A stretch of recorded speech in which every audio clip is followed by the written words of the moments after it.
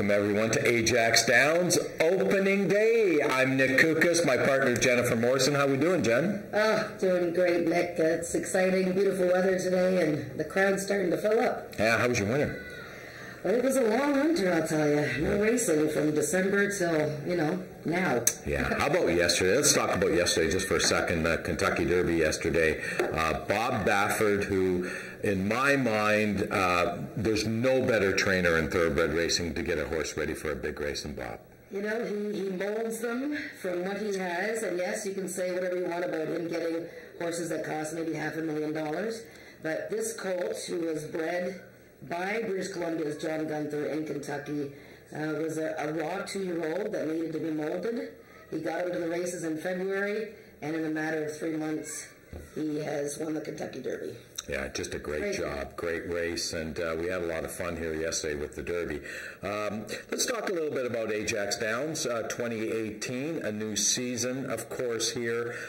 We do have 25 days of racing going till, I think, the end of October. We race Sundays from now until the end of August, and then in the fall we switch to Monday racing.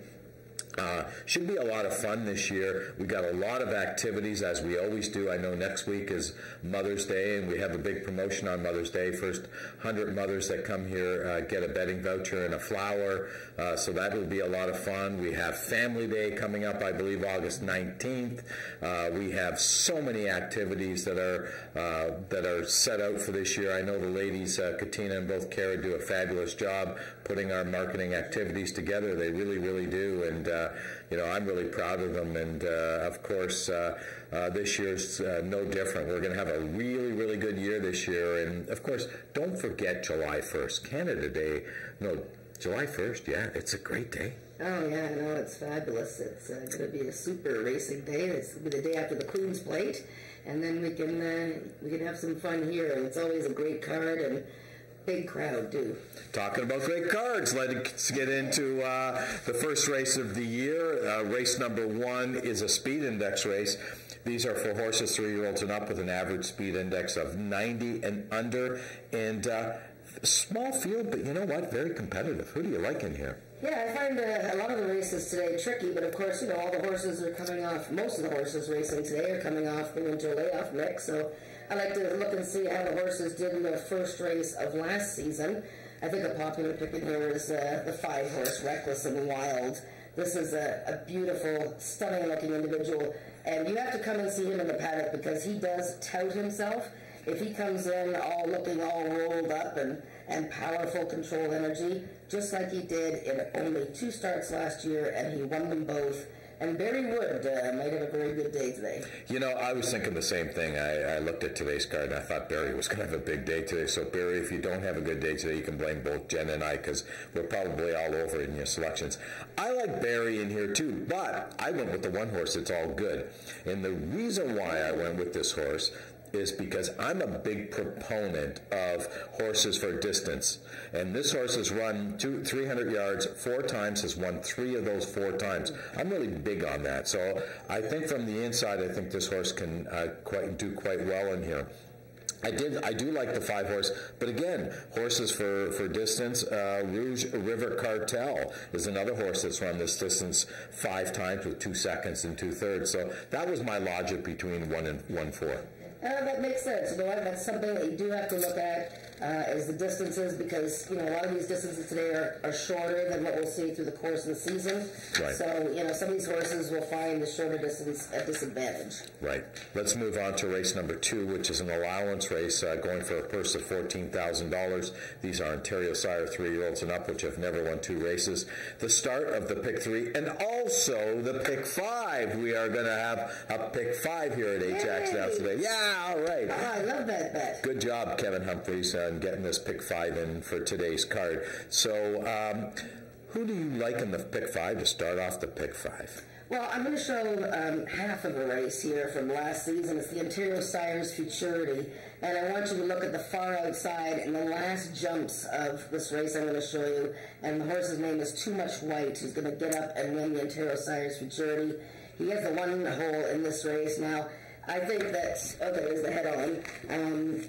But I'm hoping that we can see the pan shot of this race. But this is one of the top 2-year-olds of last year. Here it is. And he just flies on the outside and beats a filly by the name of Junoimzoomin, who's number 3 in this race. Now, Junoimzoomin was leading in that event. Too Much White was coming at the end and won that stakes race. Now, 220 yards we're talking about in this race. Too Much White, who has been sold since last season, is now owned by Milena Kuchin. We have a new trainer and jockey combination this year in Jason Pascoe with Eddie Walton. Too Much White trained in Oklahoma over the winter. I like that fact.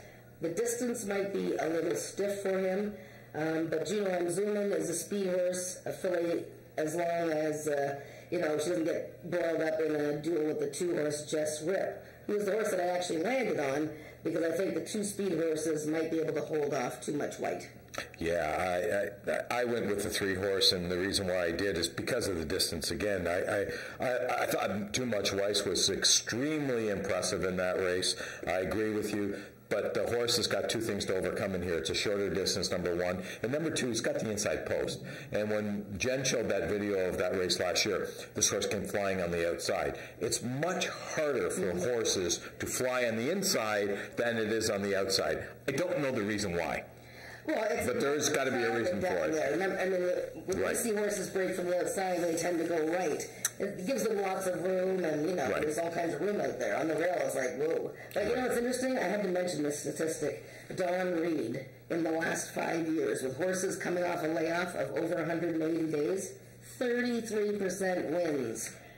13 wins and 39 starters. This guy has his horses ready, and Jess ripped. I saw this horse work Monday, and she ripped. I'll tell you, I saw Brian Bell today, and he looked fabulous. I mean, he's gained, lost a lot of weight. He's down to a good riding weight. He tells me he gets on 40 horses a day.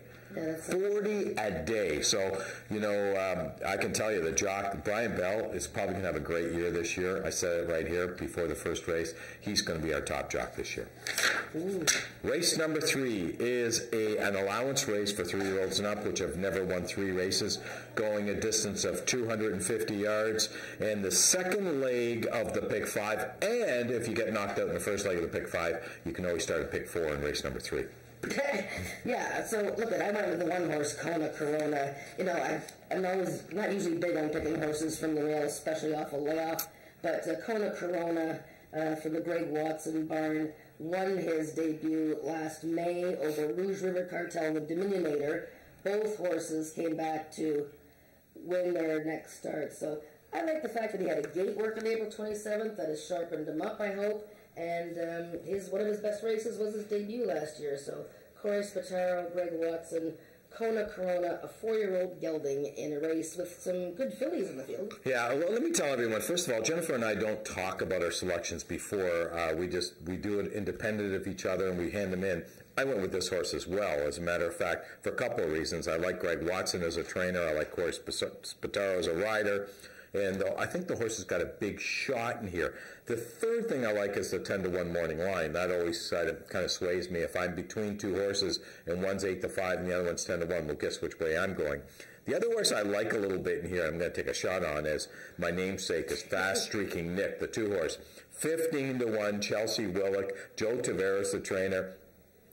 Very, very consistent horse. I mean, look at the lines. I know you look at the last race was a claiming race, but the horse won the claiming race, and I don't really think class is much of a factor going 250 yards, Jen. What do you think? Oh, no, I think certainly horses that may not be stakes competitors can lose to horses that maybe are just a little bit below. Look at Island Vodka, a 3-year-old filly, beating older horses for the first time. Is going to take a lot of money in here. She was co-champion 2-year-old filly last season. She was third the Alex Peacock Futurity. She's very quick.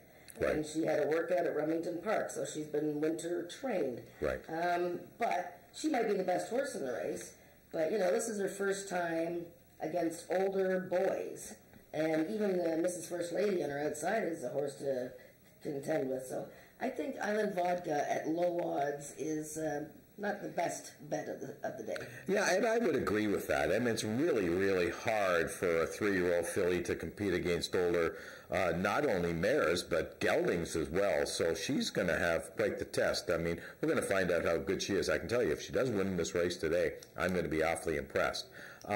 Now, speaking about awfully impressed, we have a new partner in our wings. Natalie is with us, and we're going to take it over to Natalie. She's got I think Bob Broadstock's with her.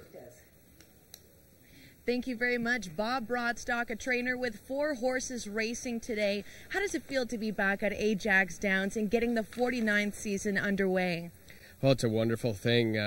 Winter can be long and cold for horsemen without a paycheck all winter long. We work very hard, and today, opening day, is the beginning of our 49th race season, and it's very exciting.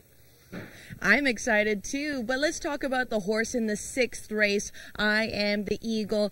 It's a syndicate horse. What is a syndicate? So this is our Quarter Racing Owners of Ontario Incorporated Syndicate, and we have almost 20 owners that share in part of this horse.